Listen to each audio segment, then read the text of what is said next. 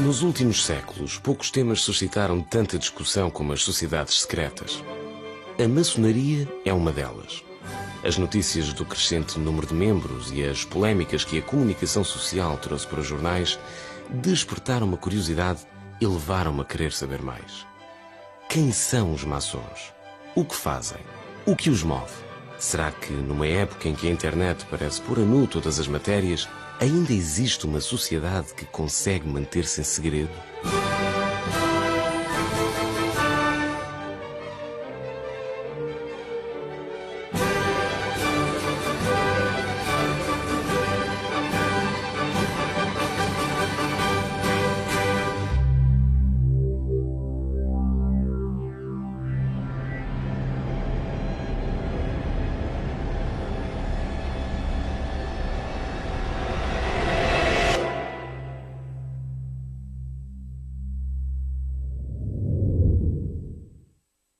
O que é maçonaria?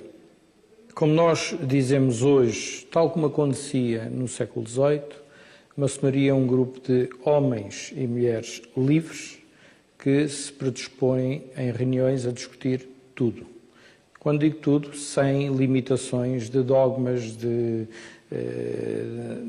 limitações religiosas, políticas ou quaisquer outras.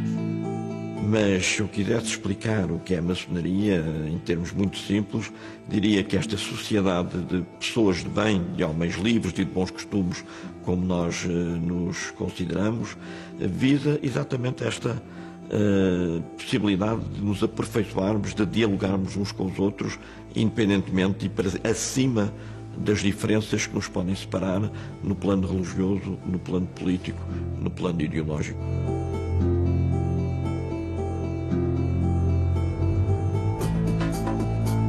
A minha viagem pela maçonaria começou pelo local óbvio, a internet. Após alguma pesquisa, enviei e-mails para todos os endereços eletrónicos que encontrei. A resposta chegou pouco tempo depois, através de um telefonema misterioso. Perguntaram-me o que queria saber. Desconfiavam que as minhas questões iam cair no lugar comum das influências e das ligações ao poder da maçonaria. Mas a minha curiosidade ia para além dos temas sensacionalistas. E, sem perceber, os jantares com maçons começaram a ser frequentes e os telefonemas cada vez mais longos. As minhas questões começavam a encontrar respostas. A maçonaria europeísta e liberal admite a possibilidade de cada um ter a religião que entender ou não ter religião. A maçonaria anglo-saxónica exige a crença numa religião do livro, portanto, teremos de ser ou cristãos, ou muçulmanos, ou judeus. Depois há ainda uma diferenciação quanto à posição face às mulheres.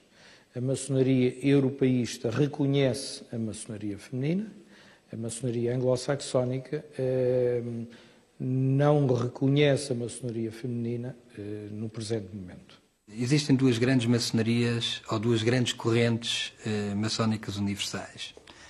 Uma que é a maçonaria liberal, em que não acredita, pode não acreditar em nenhum Deus ou ou numa entidade superior, e que aceita ateus.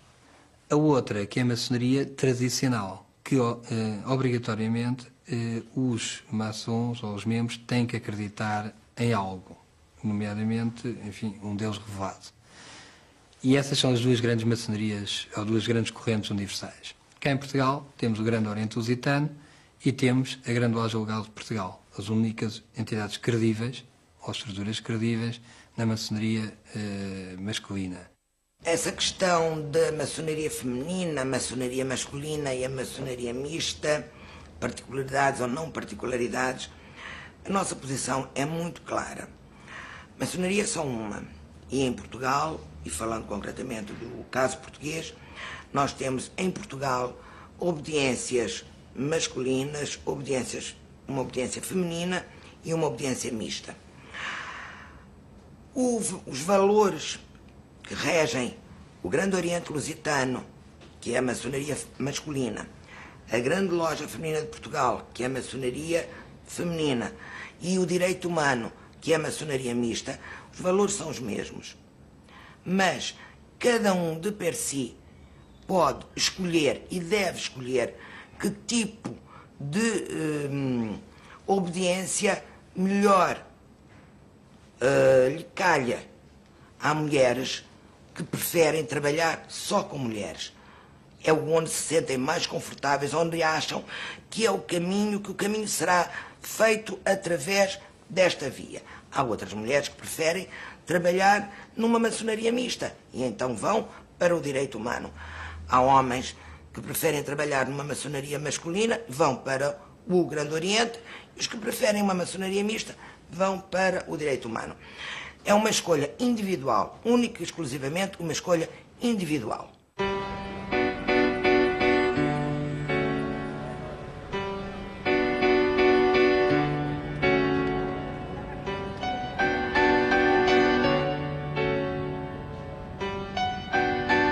Depois de várias conversas, a minha viagem seguiu um novo rumo. Deixaram-me entrar no coração da maçonaria e ver de perto como tudo funciona. Os maçons agrupam-se em lojas, sendo que uma loja não é um espaço físico, uma loja é um grupo de maçons que se reúnem em determinado local. Os maçons, para constituir uma loja, têm de ter 7 mestres, no mínimo. A tradição portuguesa é que as lojas com 50, 60, 70 pessoas partem em 2 e constituem-se novas lojas. Não é assim noutros países em que podemos ter lojas com 300, 400 pessoas. Essas lojas agrupam-se no que são chamadas obediências. E, portanto, uma obediência é um conjunto de lojas de um determinado país. Hoje, esta jurisdição dessa obediência é circunscrita a um território, a um país. No passado, isso não era assim. Por exemplo, o Grande Oriente Lusitano Unido chegou a ter lojas na Roménia, na Turquia, nos Estados Unidos, na Grécia, em vários países de todo o mundo, tal como outras lojas ou outros grandes orientes existentes pela Europa. O Grande Oriente Lusitano foi fundado em 1802, mas a sua época áurea, podemos dizer, coincide com o princípio do século XX e estende-se até ao final da Primeira República. A Grande Loja Feminina de Portugal, GLFP, é uma obediência maçónica feminina que existe em Portugal desde 1977. É uma obediência que está representada no CLIMAF, que é o Centro de Ligação das Maçonarias Femininas, e é uma obediência iniciática, uma ordem iniciática, onde mulheres procuram um determinado caminho. A maçonaria não se cria de um dia para o outro porque há um grupo de mulheres interessadas, vai-se lá e cria-se, não é assim? Para que exista uma loja maçónica é necessário que haja mulheres desses países interessadas, que elas sejam iniciadas e que façam o seu trabalho durante 2, 3, 4, 5 anos para que a loja já tenha consistência própria e possa, portanto, tornar-se autónoma. A Ordem Internacional de Memphis Mizraim, ou do Rito Antigo e Primitivo Memphis Mizraim, é uma ordem que assenta em 3 áreas distintas da maçonaria. A primeira, que é a maçonaria simbólica, que vai do 1º ao 3º grau. A maçonaria filosófica, que vai do 4º ao 33º. E essas 2 grandes áreas são semelhantes a um dos ritos mais praticados em todo o mundo, que é o rito escocês antigo e aceite. A partir daí, a partir do 34º até ao 99º, nós temos 99 graus no Memphis Mizraim, é chamada a maçonaria hermética ou oculta, que só o Memphis Mizraim possui. Eu descobri a maçonaria a seguir ao 25 de Abril. Por 2 razões. A primeira foi que era eu assistente na Faculdade de Medicina, houve lá uma feira do disco baratíssimo e com discos de Mozart. E um deles é um duplo álbum austríaco que tinha todas as músicas maçónicas de Mozart. Eu era já um apaixonado de Mozart desde miúdo e, de facto, fiquei realmente rendido àquela ideia de que um gênio como o Mozart era se foi maçom, e foi maçom militante. Ele levou o seu pai para ser iniciado na loja e levou o Haydn, que era mais velho que ele, mas ele tinha uma enorme admiração e amizade pelo Haydn, também foi iniciado. Ora bem, portanto, a Flauta Mágica é, por exemplo, uma ópera maçónica, claramente, onde se celebram também as iniciações, os mistérios, e com grandes referências à maçonaria. E aí, enfim, tive vários amigos que me convidaram para entrar. E eu entrei para o Grande Oriente Lusitano, essa tal loja Simpatia União, onde, enfim, fui iniciado e cheguei a mestre. E depois, por razões de, enfim, de sensibilidade, resolvemos, meia dúzia de maçons, de fundar a Grande Loja Regular.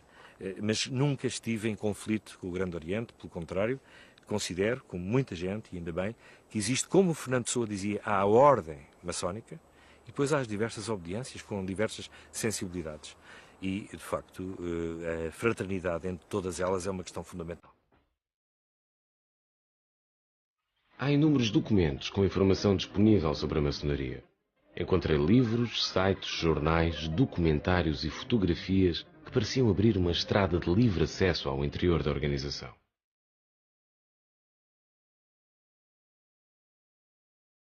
Mas neste caminho de descoberta houve obstáculos difíceis de contornar e atalhos que não pude seguir. Várias vezes perguntei, porquê tanto secretismo? Bem, eu diria que a maçonaria não é uma sociedade secreta, será quando muito uma sociedade discreta, ou seja, temos algum cuidado em preservar a nossa identidade de maçons, porque a história ensinou-nos que os maçons foram, em diferentes épocas, sempre muito perseguidos, e ainda hoje, em Portugal, apesar de vivermos em democracia, ser maçom em determinadas zonas do nosso país e em determinados meios pode acarretar algumas dificuldades para as pessoas que se proclamam como tal, inclusivamente nas suas carreiras profissionais e nos seus empregos, embora haja, felizmente também, cada vez mais maçons que não receiam ostentar publicamente a sua identidade de maçons, porque têm independência suficiente também para o poderem fazer. Nós entendemos que a maçonaria deve permanecer secreta e não discreta, como nas outras obediências pretendem ser mais abertas, e muito bem, nós respeitamos, mas nós entendemos que a maçonaria deve estar fechada. Não porque praticamos qualquer ato ilícito, nada disso. Não há ali nem influências, tráfico de influências, não há ali jogos de poder ou de influência política ou económica, mas entendemos que a verdadeira maçonaria deve permanecer secreta devido à sua tradição. O secretismo que se diz que há na maçonaria não é tão secreto. A única coisa, como disse há pouco, que é secreta é eu não poder revelar quem é o outro maçom. E não é por mim, é por ele, para o defender. Eu respeito muito as pessoas que não querem revelar e têm todo o direito de o fazer. Como dizia há tempos o Dr. Mário Soares, é uma questão constitucional. Nós não somos obrigados a revelar as nossas opções filosóficas, políticas, quaisquer que sejam. E, nesse sentido, acho que deve haver uma questão de privacidade, não é? E até fico muito desagradado e indignado quando vejo, às vezes, umas revelações de nomes de maçons nos jornais ou de eventuais maçons, porque é uma falta de respeito com eles. De facto, as pessoas têm o direito à sua privacidade. Não estão a conspirar, não estão a fazer nada de mal e, nesse sentido, acho que cada qual deve ter o direito às suas opções e a reserva dessas opções. Pelo simples facto de saberem que eu sou maçom, podem não deixar ocupar um lugar A, B ou C, porque pensam que eu vou trabalhar amante da maçonaria, pensando que a maçonaria é qualquer coisa tenebrosa.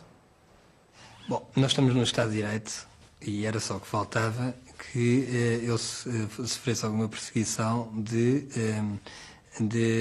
tornar pública a minha condição de maçom. Obviamente que eu estou a revelar esta condição por ser o canal História, porque não vai haver mais aparição minha em lado nenhum. Agora, eu entendo que poderá haver alguma diferenciação de tratamento a partir desta entrevista. Os membros da maçonaria, ao entrarem para a estrutura maçónica adotam um outro nome, o nome de um familiar, o nome de uma personagem histórica, um político, alguém que admirem, e é o nome que funcionam internamente. Isso também foi muito útil nos períodos de ilegalização, já que fazia alguma confusão, por exemplo, à polícia política, portanto, no período da ditadura, fazia muita confusão ouvir, por exemplo, o Viriato a discutir com o Vasta Gama. Portanto, mas era assim que constavam das atas e, portanto, teve também essa utilidade. Hoje, há a tradição que nos obriga a uma certa descrição. Não lhe chamo secretismo, não é uma organização secreta, porque senão não estávamos aqui a gravar este programa, mas é uma organização discreta. E também é verdade que os mais antigos nos lembram sempre que o homem é um ser capaz das melhores coisas e das piores coisas.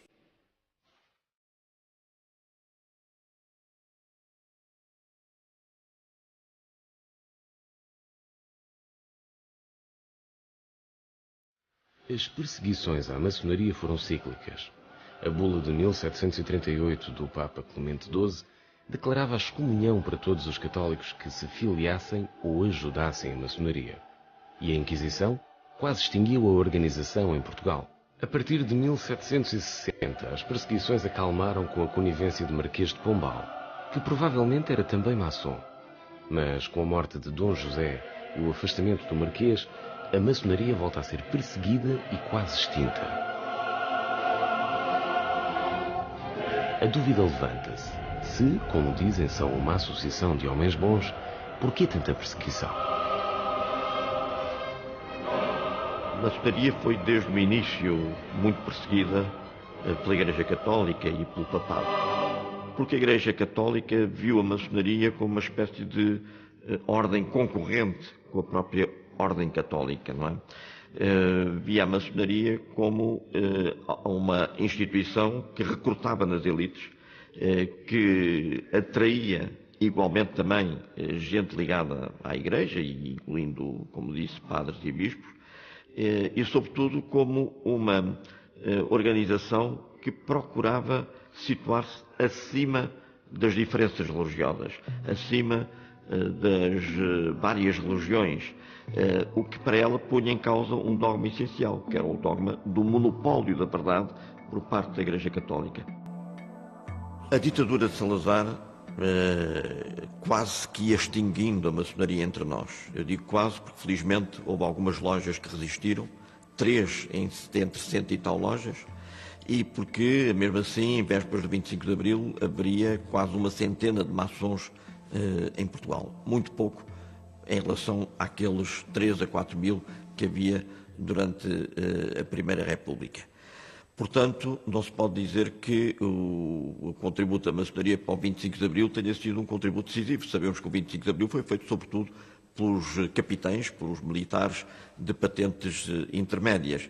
Mas a maçonaria, ao longo de toda a ditadura, esteve sempre na primeira linha da oposição democrática a essa mesma ditadura. Participou em todas as tentativas e participou em toda a luta de resistência travada ao longo destas décadas, com todas as dificuldades que conhecemos.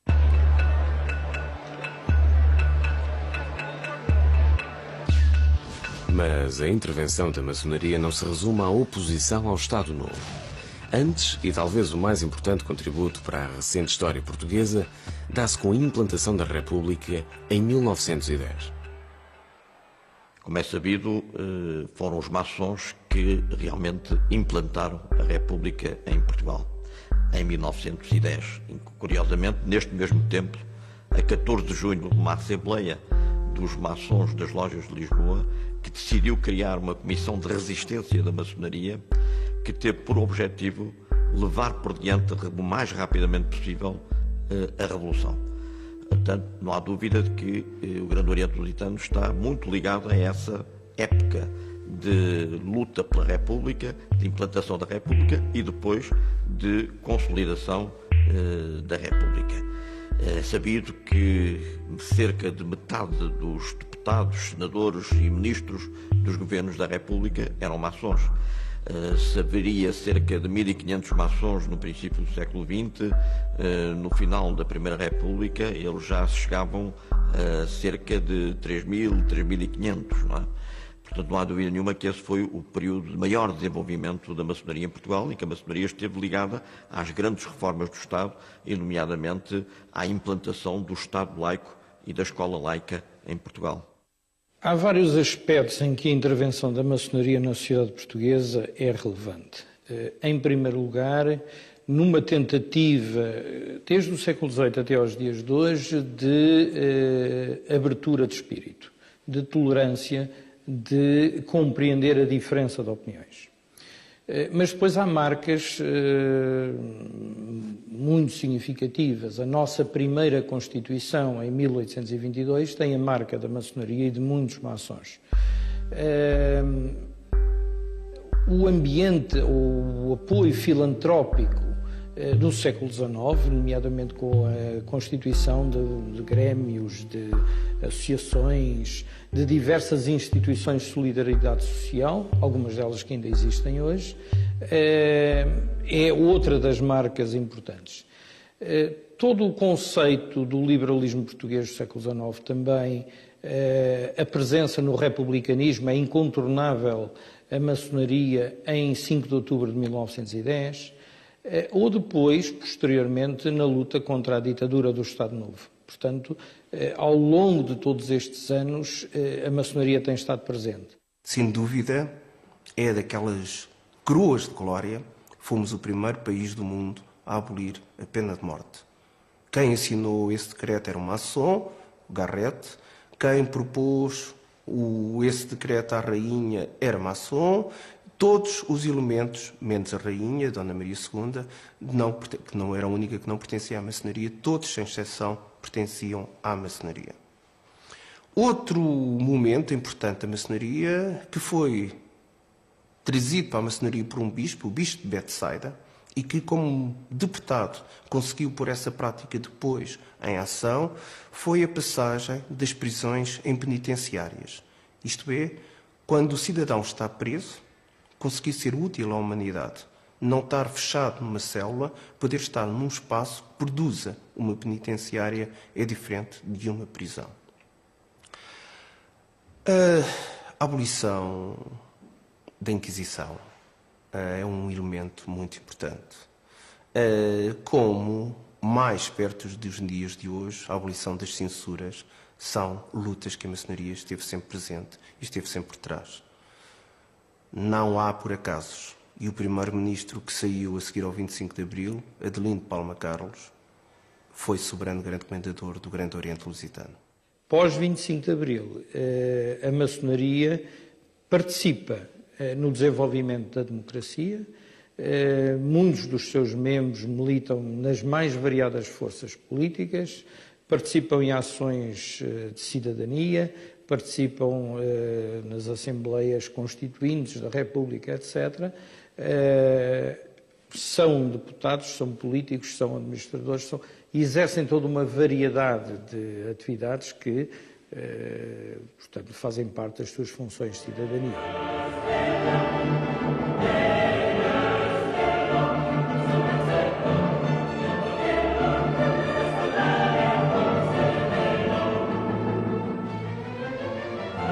Ao longo desta viagem, a lista de nomes famosos que descobri estarem associados à maçonaria não parou de crescer. Será que nesta ordem baseada na tolerância e que defende uma sociedade mais livre, justa e igualitária, há mesmo lugar para todos? A maçonaria será elitista no bom sentido da palavra elitista. Ou seja, procura recrutar junto das elites intelectuais, das elites profissionais, das elites políticas, porque a maçonaria pretende ser um lugar de aperfeiçoamento moral e intelectual de cada um de nós. Portanto, é natural que procure recrutar junto das elites, como é natural que as próprias elites se aproximem da maçonaria para autopromoverem esse mesmo aperfeiçoamento moral e intelectual. Não gosto quando dizem que a maçonaria é elitista porque pode induzir a uma confusão. Pode levar a leituras que não são as leituras corretas. Temos dentro da nossa obediência mulheres de todas as camadas sociais, com níveis de escolaridade variados. Não gosto, porque a palavra elitista pode gerar confusões. Os membros da Ordem Mundial do Rito Antigo e Primitivo Memphis Misraim vai desde, enfim, pessoas ligadas ao poder político até desempregados, que nós já iniciámos como desempregados, mas achamos que essa pessoa ou essas pessoas tinham um perfil para estar connosco. E o perfil é pessoas que têm uma capacidade intelectual acima da média. E aí nós conhecemos que somos muito elitistas face às outras obediências. Não recrutamos qualquer pessoa, recrutamos sim pessoas que têm um perfil muito exato para estar connosco. E, portanto, além da intelectualidade, que forçosamente terá que ter, terá que ter a predisposição para rituais muito longos e com um grau, um conteúdo esotérico muito acima dos ritos que são praticados em Portugal. Os aspirantes a maçons são submetidos a um processo de seleção longo e rigoroso. Depois de serem aceitos por unanimidade, tomam contacto com um conjunto de rituais e são acolhidos como aprendizes. A iniciação para a maçonaria tem o papel que tem o batismo para um católico. Eu vou buscar muitos termos católicos, dado que as pessoas que nos escutam em Portugal percebem mais facilmente essa relação porque têm na sua vivência. Em princípio, devem-nos bater à porta. Ou seja, há uma mulher que se interessa por esses temas, que se interessa por esse caminho e que pede, de uma forma ou de outra, pede para entrar. Também há mulheres maçonas que, ao conhecerem uma ou outra mulher, veem nela um perfil e apetência e também podem fazer esse convite. Seja como for, de uma maneira ou de outra, depois há todo um processo de entrada. Um processo de entrevistas, um processo cuidadoso, um processo que não é rápido, porque é preciso que as coisas sejam feitas com calma, com segurança, e como nós dizemos, em maçonaria não há pressa, as coisas, o tempo tem um tempo preciso. É um processo longo, em que numa primeira sindicância ou encontro, o candidato é avaliado pelo seu perfil intelectual e filosófico. O segundo encontro, nós vamos à casa da pessoa e conhecer a sua família, porque há uma grande exigência em termos de tempo e sabemos que as pessoas são muito ocupadas, têm famílias e, portanto, gostamos de conhecer um meio familiar onde vive, para que haja uma predisposição da parte dos familiares em que o membro esteja presente quando é necessário. A terceira sindicância é no local de trabalho. Vamos ao local de trabalho e vemos o que é que a pessoa faz e, sobretudo, cruzamos informações. Portanto, esse é um primeiro filtro, um forte filtro. A partir daí, se o candidato, enfim, passar, entre aspas, este primeiro filtro, também posso-vos adiantar que depois das 3 sindicâncias os membros reúnem-se e se houver alguém, um dos 3 membros, é votado de bola preta, bola branca, como na idade clássica, e se houver uma bola preta o candidato é rejeitado. Já não passa do primeiro estágio. O segundo estágio é quando o candidato é exposto em loja, ou seja, depois de reunir todas as informações sobre o candidato, o que ele faz, o que ele não faz, enfim, qual foi o seu percurso de vida, seja profissional, seja pessoal, o candidato então é descrito para todos os membros numa sessão de loja maçónica. E se houver alguém dentro da loja que não concorde com a entrada desse membro, o candidato é rejeitado. Se não for rejeitado, se houver unanimidade face a esta candidatura, o candidato passa para a terceira estágio, que é ser interrogado já no próprio templo, mas sobre venda. Portanto, o candidato entra, senta-se no meio do templo, sobre venda, portanto, não reconhece os membros, está vendado e é submetido ao interrogatório dentro do templo. Se o candidato demonstrar alguma fraqueza em termos de conteúdo intelectual, sobretudo intelectual, aí pode ser também rejeitado. O maçom entra como aprendiz, usa um instrumento que é o avental. Posso talvez falar um pouco o porquê do avental. O avental está associado em qualquer pessoa ao trabalho. Se estiver numa entrevista pública da televisão e bater a porta de uma casa e lhe apareceu uma senhora de avental ou um senhor de avental, a primeira coisa que diz é: desculpe ter interrompido o seu trabalho. O avental lembra que o maçom é um trabalhador constante pelo aperfeiçoamento da humanidade. Portanto, todo o trabalho tem que ser feito pensando sempre nesse avental, isto é, está-se sempre, em todo o momento, quer que se esteja, a fazer maçonaria. As iniciações são fortíssimas, têm um caráter, uma pressão psicológica forte e posso-lhe adiantar, penso que não vai ser nenhuma confidência, mas é a única ordem que os candidatos assinam o seu juramento com o seu próprio sangue. Depois da explicação dos rituais, faltava conhecer o local a que poucos têm acesso e que mais curiosidade me despertava: o templo. Bom, estamos aqui precisamente à entrada do templo, com estas duas colunas que simbolizam as colunas do Templo de Salomão, em Jerusalém. A coluna B e a coluna J.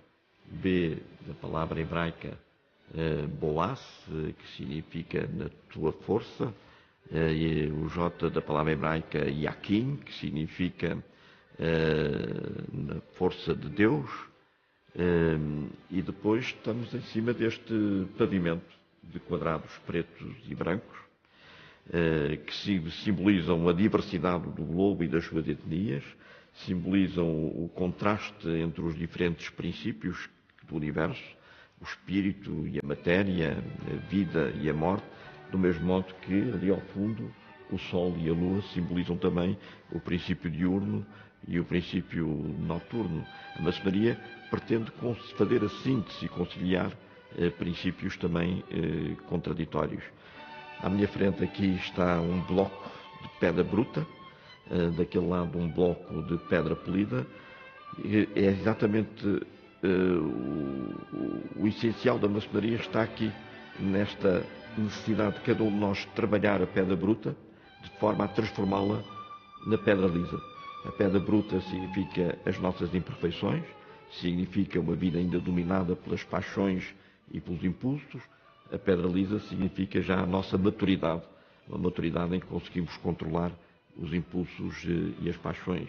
É a idade da serenidade, a idade da maturidade, enquanto esta é a idade da infância e da juventude. Não é? Depois, aqui à minha direita está um altar do primeiro vigilante ou do primeiro vice-presidente da loja, que assessora o venerável que preside a loja. Daquele lado, o segundo vigilante ou o segundo vice-presidente da loja. Na chamada coluna norte, onde estão estas cadeiras, sentam-se os aprendizes na primeira fila, os mestres na segunda e terceira fila. Daquele lado sentam-se os companheiros na primeira fila, os mestres na primeira e segunda fila. Em cima das colunas temos as romãs.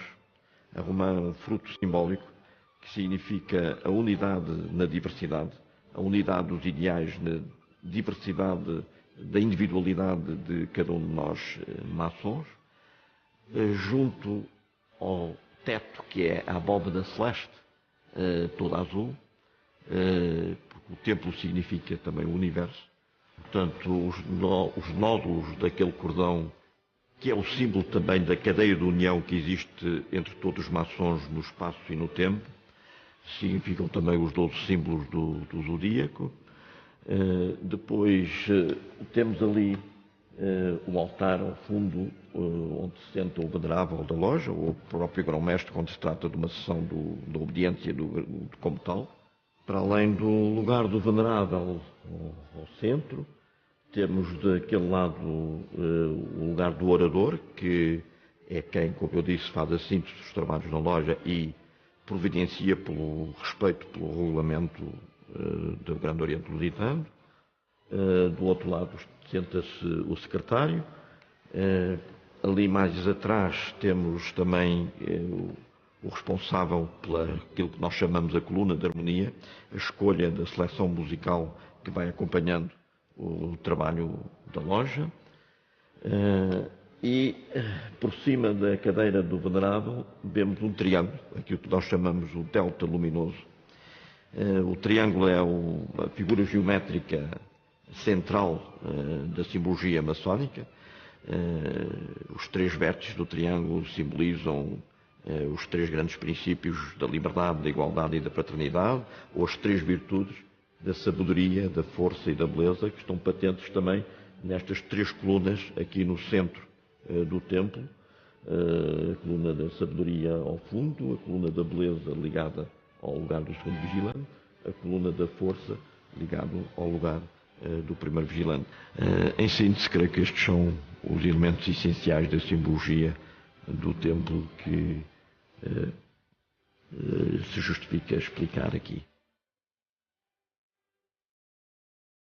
Uma sessão em loja é aberta de acordo com um determinado ritual, que varia conforme os ritos que são praticados na obediência maçónica em questão. Nós, no Grande Oriente Lusitano, temos 2 grandes ritos, o rito escocês antigo e aceito e o rito francês, que têm pequenas variantes na forma ritual. E depois de despachado o expediente normal da loja, então são apresentadas aquilo que nós chamamos as pranchas, uma espécie de comunicações que podem ser escritas ou orais sobre determinadas temáticas. Uma vez terminada essa exposição e de acordo com as tais regras muito precisas, abre-se a discussão em que cada um procura ser conciso, respeitador e objetivo na forma como expõe o seu comentário à comunicação que acabou de ouvir. Uma vez concluídas essas intervenções por parte de todos os mestres da loja que entenderam usar da palavra, há um dos mestres, que tem o cargo de orador da sessão, que fará a síntese dessa mesma discussão. Tudo isto, portanto, é bastante regrado e disciplinado. Os maçons reclamam para si grandes conquistas da humanidade no passado, como a proclamação dos direitos humanos, a abolição da escravatura, o sufragismo universal ou a luta pela igualdade de raças e géneros. E hoje? Qual o sentido atual da sua existência se vivemos num Estado democrático? Bem, as batalhas são aquelas que ainda são as batalhas das mulheres. Por exemplo, há pouco tempo houve uma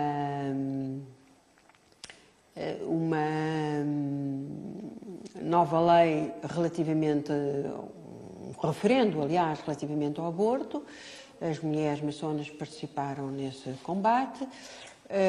Há muito a fazer ainda relativamente à verdadeira participação das mulheres na vida política e também as mulheres da maçonaria estão nesse combate. Por exemplo, agora, nas autarquias, tem de haver uma cota de mulheres. É uma situação muito curiosa, de que se fala muito pouco, aliás, que é que, de facto, para que haja 33%, como a lei prevê, de mulheres nas listas, em lugar elegível, isso significa uma grande mudança nas listas por todo o país. São aí à volta de mais de 10 mil mulheres que vão ter que entrar, o que significa que 10 mil homens vão ter que sair das listas. Isso foi uma pequena revolução, porque as listas já estão todas a ser feitas, já há muitas elaboradas, de que o país não se dá conta, mas que está a ser feito nos lugares. E as mulheres da maçonaria têm participado nesse tipo de trabalho, por exemplo.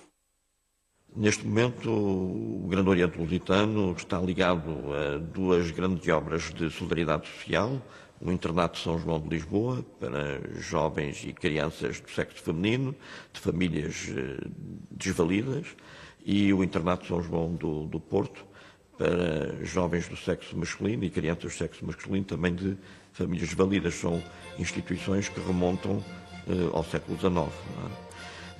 Tivemos também uma escola-oficina que esteve na vanguarda dos métodos pedagógicos no princípio do século XX, ali no Largo da Graça. Neste momento está desativada, mas independentemente disso, em cada loja os maçons são incentivados a cooperarem nas mais diversas instituições de variedade social já existentes no país. E são muitas, não é?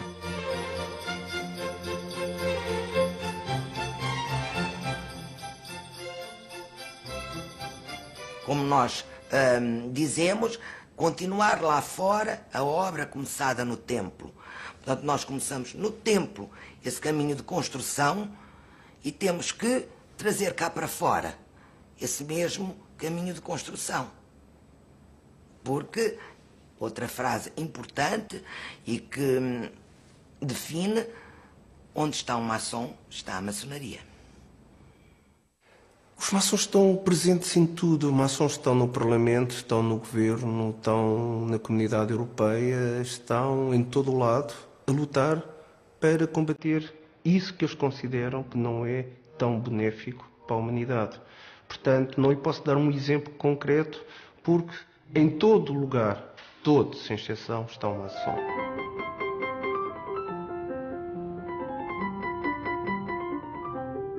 Hoje, muitos empresários importantes, membros do governo, homens com elevada posição social, procuram a maçonaria. Com que motivação? Nos jornais fala-se em clubes de influência no poder político e económico. Será a mera especulação? Acontece muitas vezes é que quem está no poder também pode estar na maçonaria. E é natural que isso aconteça, porque recortamos nas elites e as elites também pretendem, muitas vezes, entrar na maçonaria para melhor se aperfeiçoarem. Não é? Nesse sentido, há uma coincidência de posições, mas isso não significa que nós estejamos organizados como uma espécie de central secreta que procura manipular e todos os cordelinhos quer do poder político, quer do poder económico. Cada maçom, individualmente considerado, é que, seja no Governo, seja na Assembleia da República, seja no Conselho de Administração de uma empresa ou de um banco, procurará agir sempre segundo a ética própria do maçom, no respeito pelos seus valores. Mas o Grande Oriente Lusitano, como tal, não se encontra organizado para controlar o poder, seja ele o poder político ou o poder económico. Os maçons podem estar no poder, mas a maçonaria como tal não se confunde nem procura ela própria ser o poder. Se realmente há algumas pessoas que vão para a maçonaria mais motivadas por uma dimensão social, política, de carreira, acredito que haja algumas, acredito. Mas, digamos, a dimensão maior e, digamos, o interesse maior das pessoas, de um ponto de vista até estatístico, se poderia dizer, tem a ver com a dimensão filosófica, espiritual e política, não no sentido estrito, mas no sentido da defesa das liberdades, que é uma questão central da democracia, é a liberdade, a fraternidade, a tolerância, como diz o Fernando Pessoa no artigo do Diário de Lisboa, desse célebre artigo, que uma pedra de toque da maçonaria é a defesa da liberdade, mas também a tolerância, o respeito. A maçonaria não tem dogmas, que se eu for religioso tenho os dogmas da minha religião, mas enquanto maçom eu não tenho dogmas, e há uma leitura, cada qual faz a leitura dos símbolos, dos mitos, e isso é que é a questão interessante, porque nós temos que estar abertos à leitura que cada um faz daqueles elementos simbólicos que estão ali. E isso é uma escola de humildade, uma escola de abertura ao outro, uma escola de pluralismo e de respeito pelas diversas opiniões e vivências.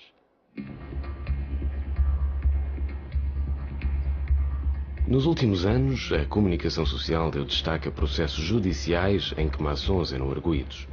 Será que os rigorosos critérios de admissão na maçonaria encontram eco no momento em que os princípios defendidos pela associação não são respeitados? No caso de não cumprirem as suas obrigações legais em relação à própria ordem maçónica, e no caso de terem comportamentos publicamente contrários àquilo que é exigível ao maçom, podem ser objeto do equivalente a um processo disciplinar interno, julgado por uma instância judicial interna do próprio Grande Oriente Lusitano, que lhes pode aplicar diversas penas, desde a suspensão até à própria irradiação. Não é? Acontece muito raramente. Mas atenção, eu também não quero dizer que estamos num plano onde somos todos santos. Não. Aquilo é um microcosmos da sociedade. Há o bom, há o mau. É evidente, aquilo é um microcosmos. Do mesmo modo que disse que temos lá todo o tipo de mulheres, ali vai refletir-se, como é evidente, o que se passa também na sociedade. Portanto, há muito ainda para trabalhar. Não posso, e seria absolutamente ilusório dizer que aquelas mulheres são todas perfeitas. Não, temos muitas imperfeições, todas nós, cheias de imperfeições. Tentamos é melhorar. Tentamos é que essas imperfeições sejam cada vez menores. Quando, no nosso caso, existe um membro que prevaricou, nós expulsamos o membro, irradiamos o membro e é comunicado para todas as audiências que nós temos tratados de amizade, nomeadamente o Grande Oriente Lusitano e também a Ordem Mundial. Essa Ordem Mundial transmite para todas as ordens mundiais ou para todas as audiências que têm tratados de amizade. E, portanto, essa pessoa nunca mais poderá entrar num templo maçónico porque foi completamente irradiado da estrutura maçónica. E são essas pessoas que tiveram connosco nos templos que são os piores inimigos da maçonaria. E o futuro? Será que para sobreviver a maçonaria vai ter que mudar? As batalhas de hoje não são as do passado, mas também é certo que estamos longe de ter a sociedade perfeita a que o ideal maçónico aspira. A maçonaria só pode crescer. Se no século, eu costumo dividir isto por séculos. Se no século XIX, o século XVIII é o da criação, se no século XIX a maçonaria serviu para pôr o seu primeiro pilar da liberdade em execução, fazendo os movimentos que houve de libertação dos povos e de todo o mundo, se criaram novos Estados e houve um direito às liberdades. Se no século XX afirmou a igualdade do homem, da mulher, do cidadão, de tudo, passou a ver e respeitar-se a igualdade, eu quero que o século XXI seja marcado pela fraternidade. Sinto-me como se me tivessem dado um cartão de visita para entrar na maçonaria. E assim fiz, qual viajante que passa para uma realidade paralela. Será que algum dia algum profano poderá compreender na perfeição o mundo dos maçons? Tenho dúvidas. Mas agrada-me pensar que existe um grupo de pessoas que se reúne regularmente para discutir ideias. Ideias que moldam o mundo. É pertinente qual é o legado que hoje, no século XXI, nós vamos deixar. Eu acho que é uma questão que nos deve preocupar a todos. E esse legado deve ser deixado, penso eu, acima de tudo, no campo das ideias, no campo dos valores. Deixar uma marca no campo das ideias, no campo dos valores, no campo da ética, no campo da cidadania.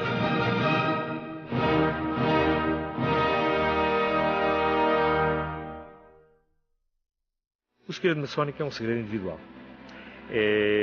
Os livros estão todos aí com os rituais todos, com os símbolos todos. Quer dizer, não há nada a esconder do ponto de vista do... O que há a esconder é a resposta que esses símbolos, esses rituais têm em cada um de nós.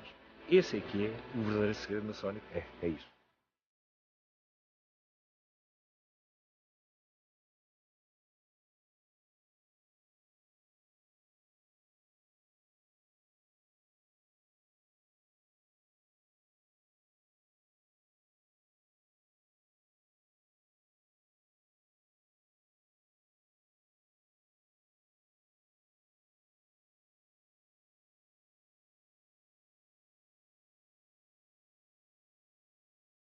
maçónicas universais. Uma que é a maçonaria liberal, em que não acredita, pode não acreditar em nenhum Deus ou ou numa entidade superior e que aceita ateus. A outra que é a maçonaria tradicional, que obrigatoriamente os maçons ou os membros têm que acreditar em algo, nomeadamente, um Deus revelado.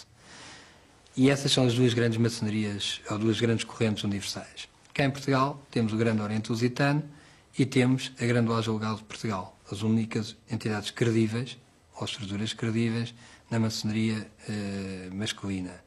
Essa questão da maçonaria feminina, a maçonaria masculina e a maçonaria mista, particularidades ou não particularidades, a nossa posição é muito clara. Maçonaria é só uma. E em Portugal, e falando concretamente do caso português, nós temos em Portugal obediências masculinas, uma obediência feminina e uma obediência mista. Os valores que regem o Grande Oriente Lusitano, que é a maçonaria masculina, a Grande Loja Feminina de Portugal, que é a maçonaria feminina, e o direito humano, que é a maçonaria mista, os valores são os mesmos. Mas cada um de per si pode escolher e deve escolher que tipo de obediência melhor lhe calha. Há mulheres que preferem trabalhar só com mulheres. É onde se sentem mais confortáveis, onde acham que é o caminho, que o caminho será feito através desta via. Há outras mulheres que preferem trabalhar numa maçonaria mista e então vão para o direito humano. Há homens que preferem trabalhar numa maçonaria masculina, vão para o Grande Oriente, e os que preferem uma maçonaria mista vão para o direito humano. É uma escolha individual, única e exclusivamente uma escolha individual.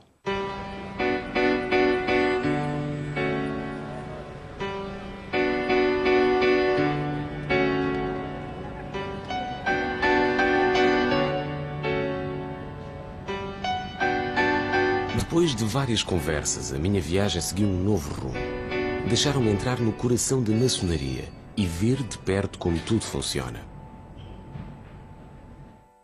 Os maçons agrupam-se em lojas, sendo que uma loja não é um espaço físico, uma loja é um grupo de maçons que se reúnem em determinado local. Os maçons, para constituir uma loja, têm de ter 7 mestres, no mínimo. A tradição portuguesa é que as lojas com 50, 60, 70 pessoas partem em 2 e constituem-se novas lojas. Não é assim noutros países em que podemos ter lojas com 300, 400 pessoas. Essas lojas agrupam-se no que são chamadas obediências. E, portanto, uma obediência é um conjunto de lojas de um determinado país. Hoje, esta jurisdição dessa obediência é circunscrita a um território, a um país. No passado, nos últimos séculos, poucos temas suscitaram tanta discussão como as sociedades secretas. A maçonaria é uma delas. As notícias do crescente número de membros e as polémicas que a comunicação social trouxe para os jornais despertaram uma curiosidade e levaram-me a querer saber mais. Quem são os maçons? O que fazem? O que os move? Será que, numa época em que a internet parece pôr a nu todas as matérias, ainda existe uma sociedade que consegue manter-se em segredo?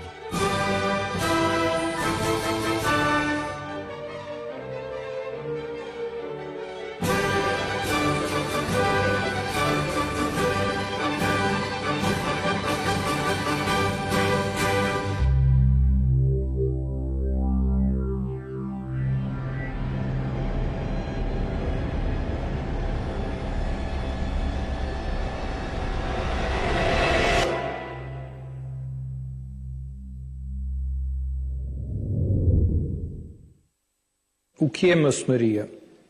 Como nós dizemos hoje, tal como acontecia no século XVIII, maçonaria é um grupo de homens e mulheres livres que se predispõem em reuniões a discutir tudo.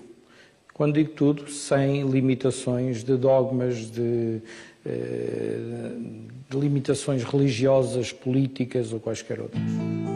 Mas se eu quisesse explicar o que é a maçonaria, em termos muito simples, diria que esta sociedade de pessoas de bem, de homens livres e de bons costumes, como nós nos consideramos, visa exatamente esta... Isso não era assim. Por exemplo, o Grande Oriente Lusitano Unido chegou a ter lojas na Roménia, na Turquia, nos Estados Unidos, na Grécia, em vários países de todo o mundo, tal como outras lojas ou outros grandes orientes existentes pela Europa.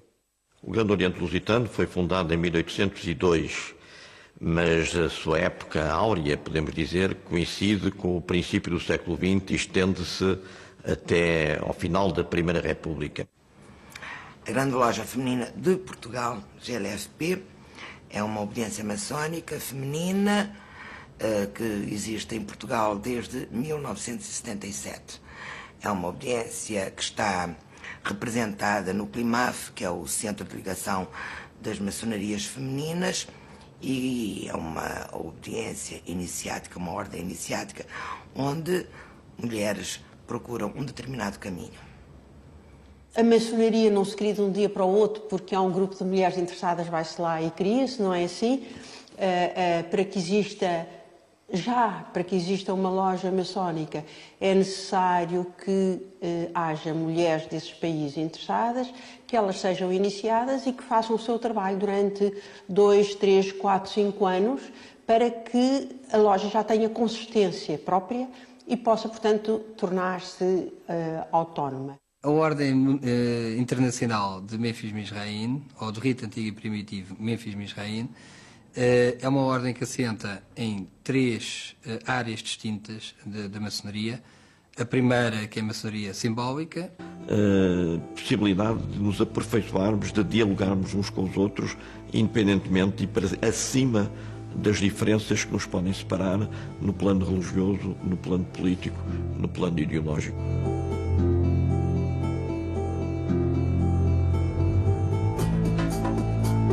A minha viagem pela maçonaria começou pelo local óbvio, a internet. Após alguma pesquisa, enviei e-mails para todos os endereços eletrónicos que encontrei. A resposta chegou pouco tempo depois, através de um telefonema misterioso. Perguntaram-me o que queria saber.